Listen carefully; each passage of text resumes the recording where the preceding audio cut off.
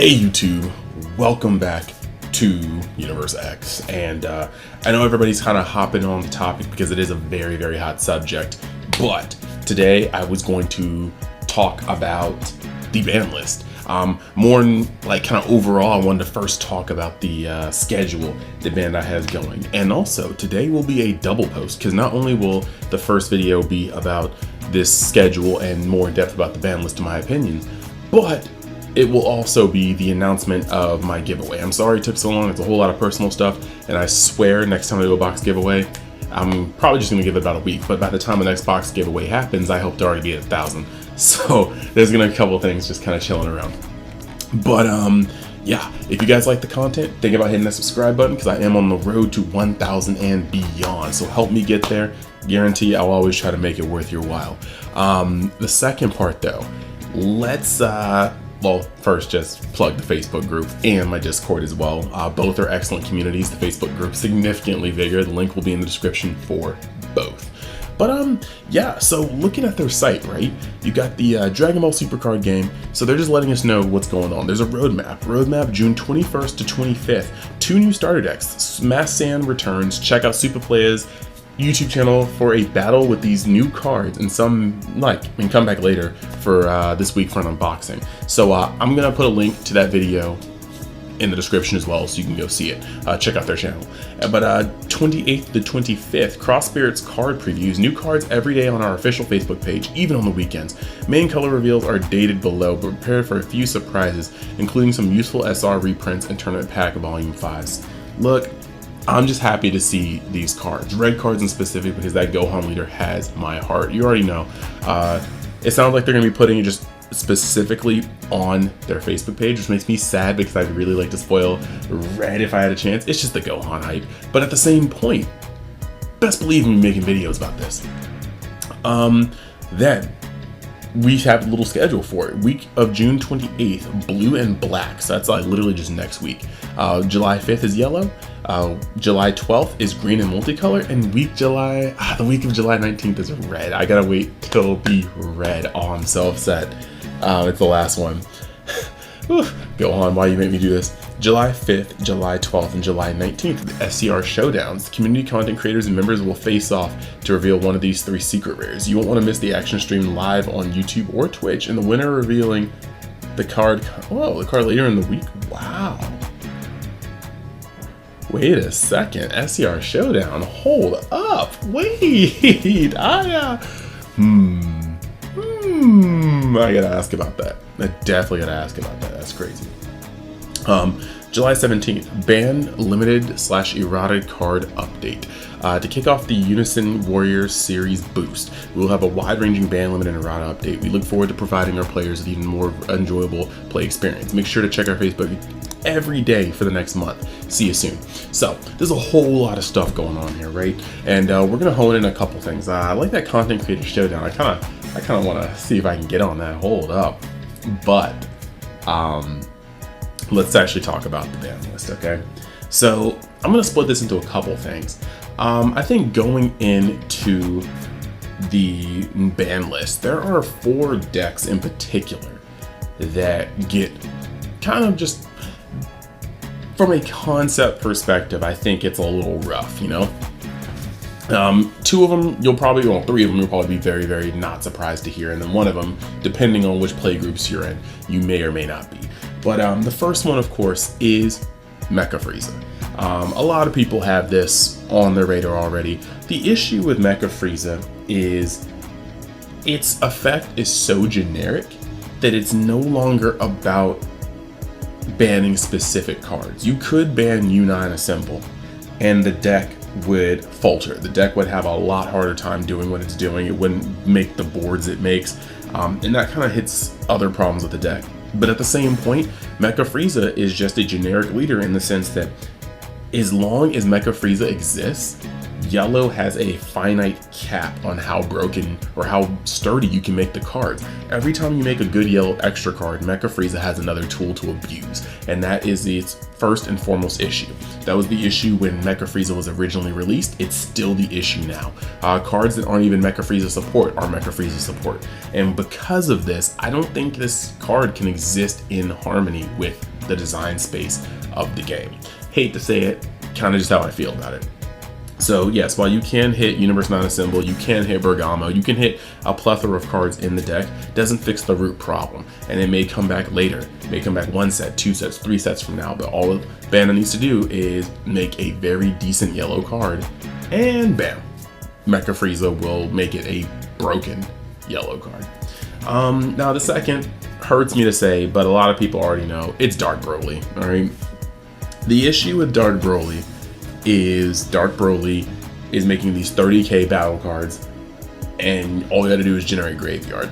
And the issue here is that your leader, the thing that needs to get swung on 8 times minimum, well maximum, to be gamed, it only has 10 to 15k, meaning these 30ks are almost assuredly going to hit. You almost negate them or block them, or you have to take damage. And when you don't take damage, that's instantaneously, unless you're running super combos or some sort of battle trick, you're giving away at max 4 cards just to combo out of something that's not being comboed on.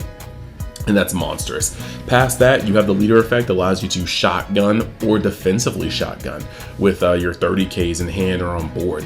It makes a vicious cycle of flooding the board with these big beefy beaters and then swinging, and then on the crackback either taking the damage, negating the damage, or using these pieces from your hand to combo, or even on field if you need to, and then replaying them from the grave to make this continuous 3 to 4 turn cycle of constant pressure that most decks cannot recover from. The only thing that saves most decks are the floodgates that Bandai has been pumping into the game, and floodgates are kind of cancerous in my opinion, but what's also cancerous is this deck bringing out these 30k beaters non-stop. So when it comes to this deck, unlike Mecha Frieza, it's not just generic, it's archetype based. Everything hinges very closely upon how these cards are written. And so there's multiple ways you can hurt this deck. If a leader gets an errata, I think Dark Broly would be probably the prime candidate to get an errata. The things you could do with it, I think that if you limited Broly activate battle, right, to only being able to touch Dark Broly cards. That way you can't do the 1-drop Broly, you can't do the Toas, you can't do Mirrors and Hands, you can't do Fu Shrouded in Mysteries, you can only hit the Dark Brolys. Now, some people don't think this would be enough, but the way I see it, especially if you combine this with limits, whether it be limited to 3 or limited to 2 on the OG self-summoning Brolys, like if you limited the D-Bro count of the original 3 to 2 per deck. Now, first off, this makes a potentially 12-card core into a 6-card core. Your top 5 flips are going to be a little harder. For anybody that's played the deck, if you spend 2 turns not flipping a self-summoning D-Bro, you're probably not getting very far in the game and you can't mount an offense. So if you limit the D-Bros and you change the leader to only be able to activate battle on D-Bro cards, this is going to change the landscape of the deck dramatically. It's going to hurt the consistency. You're going to have to run off cards to bridge the gaps. And on top of that, when you're trying to get these 6 Dark Brolys to the grave, this only leaves essentially your copies of Vindicator as well as the Red Broly 7-drop in your deck, in your hand, to be used like this. And when you use them from hand as combo, or use them on the field as combo, you know, you're getting rid of some of your assets. You don't want to necessarily take Vindicator off the field because Vindicator is a free Dark Broly body every turn. You don't necessarily want to use the red from hand because the red is played from hand in most cases. So this, I think, would hurt the deck a fair amount, but still leave it playable. So we'll see. The other thing you can do would be hit Ball. Because Ball allows you to not use the finite resources in your drop zone to amass or to create a 30k body out of literally nowhere. So if you hurt Ball, the deck has to build a graveyard before it can go any pressure. And if you're having to build a graveyard, then chances are you're not seeing your first Broly resolution until the 2nd turn. Sometimes maybe even 3 if your mills aren't right and you're not comboing correctly. So yes, I think Hurting Ball could really be another thing you could do with the deck outside of limiting the D-Bros or hurting the leader. The third leader I like to talk about is Vegex. Vegex has been touched a couple of times, and the thing is, the leader is inherently snapped. Its effect, its fact that it can self-mill but never deck out, the fact that it gains what it does, it is too good at what it does, and the Vegex core is also too free. I mean, you're making a unison for free. You have 4 additional super combos. You're bringing out these blockers that help you self-awaken for free. You're bringing out Vegeta for free. Like, if you haven't noticed, all 3 of the decks I just spoke of have one defining trait, and it's that they have free resources in a game that's supposed to be played off of an energy resource. Mecha's cheating extra cards out in exchange for awakening. D-Bro is bringing out these 30k bodies in exchange for drop, and Vegex is getting free bodies and plays in exchange for milling from your deck. None of these plays are asking for energy, and that's the problem with them. Free resources in a resource game, not fun.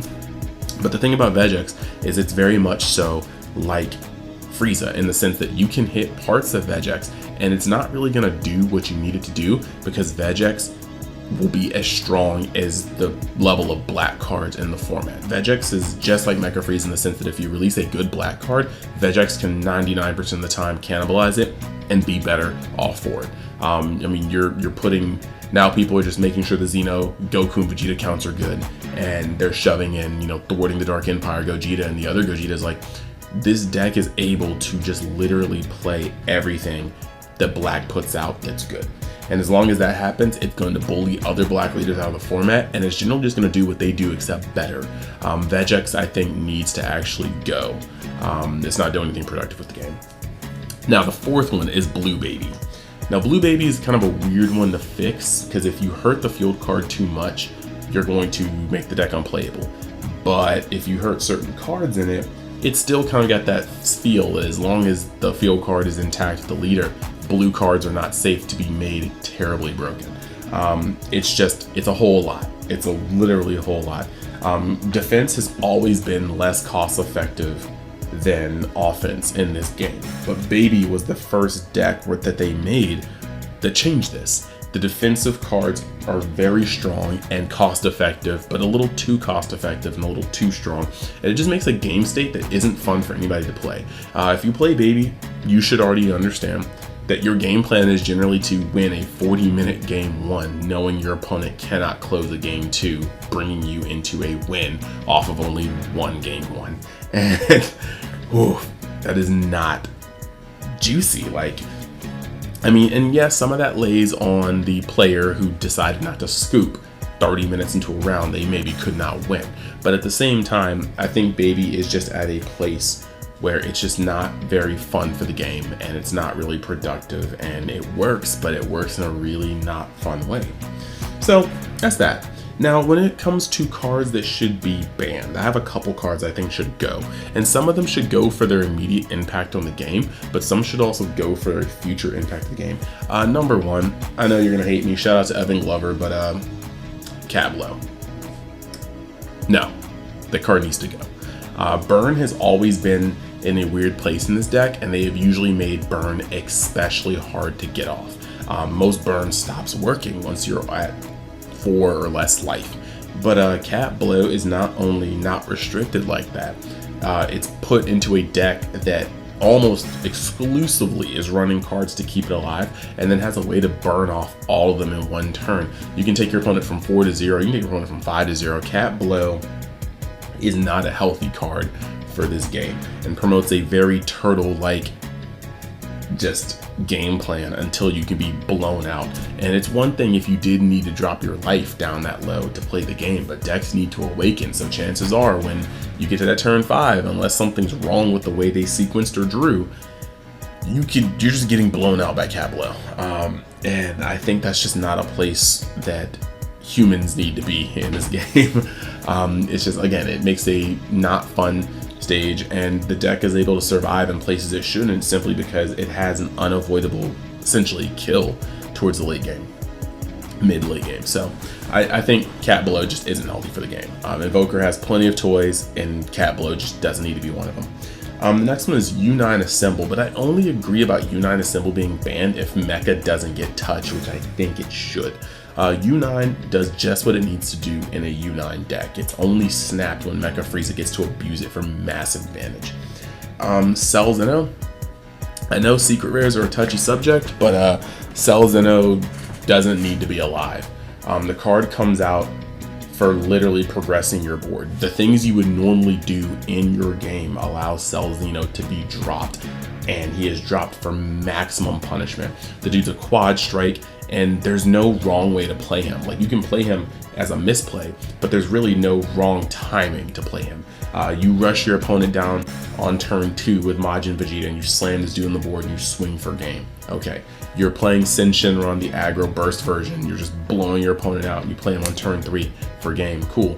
There's never a good moment turn 2 or 3 to play it, but you play it on turn 5, you remove 2 like negates in a super combo from your opponent's hand blindly, and you swing twice for a quadruple strike. No matter when you play this card, it's devastating. And on top of it being devastating, again, you don't have to go out of your way to play it. You're progressing your board state, and then when you run out of swings, you can just plop this guy down on top of your board and attempt to end your opponent. It's too free, it's too powerful, and it's a just just warping card. I just think it shouldn't have been made the way it is, and I think it should go. Next is Koitsukai. Koitsukai, it may not always be at the forefront of the meta, but just its existence is just rough. It completely alienates certain types of gameplay, destroys certain decks, and unlike the one-drop floodgates, there aren't a plethora of ways. There aren't any ways to really get rid of it. If you don't warp it from your opponent's graveyard before they can use it, they can just use it and then lock you out of the game. And that's just not helpful. Floodgates have to be very, very carefully made, or else they're cancerous. The last one on the list is Senzu Bean. I'm gonna have a video talking about the colors and their color identity, and it's gonna go a lot more into Senzu Bean, but blue is in a place where, you know, their color identity is drawing and untapping energy, manipulating energy. Whether it be ramping, untapping, it is what it is. But the issue here is that Senzu Bean is a combo extender. It's not just defensive, it's a combo extender. And anytime you can use Senzu Bean, you can generally make some broken plays. And all it takes is just one slip up on the R&D team's part, and Senzu Bean becomes a menace. Between Unyielding and Senzu Bean, Storm was able to do what it did. Even back in the day, like Flute and, you know, Unyielding and Senzu were just the primary culprits for turning cards that shouldn't have been game into a string of swings that ended up being game. And Senzu Bean hasn't really changed in that regard. All we need is the right cards, and Senzu Bean will become a format ruining card, or piece of a format ruining deck. So I think Senzu Bean just kind of limits design space. It's good, but back then we didn't have the cards to make it busted. We do now, and we probably will in the future. So it needs to go. Now, cards to limit. I already talked about D-Bros possibly being limited because it hurts the consistency of the deck, but I think Floodgates. Floodgates need to be limited because I think Floodgates are helpful when they're cards being used to do what they need to do. I think Floodgates are hurtful when you can open up to see a third one and lock your opponent out of the game for 3 turns at a time.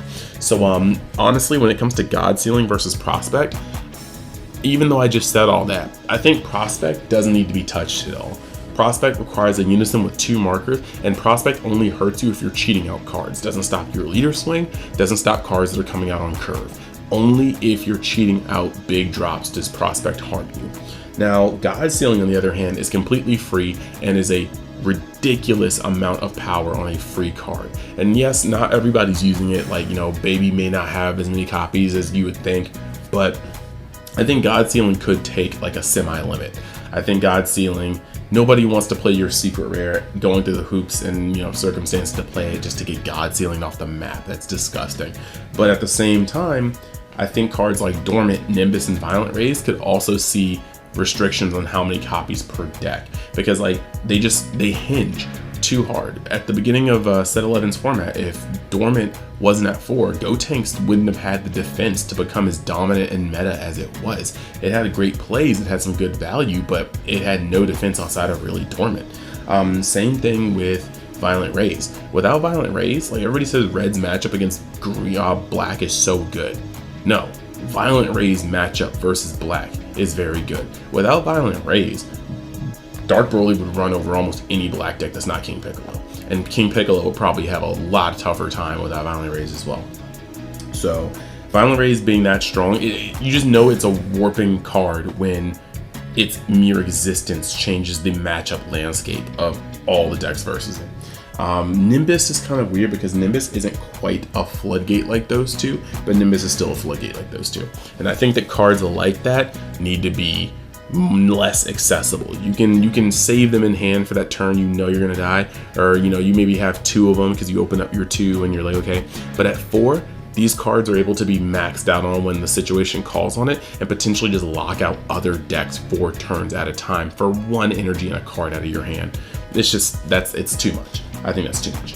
But yeah, I just want to keep it short and simple.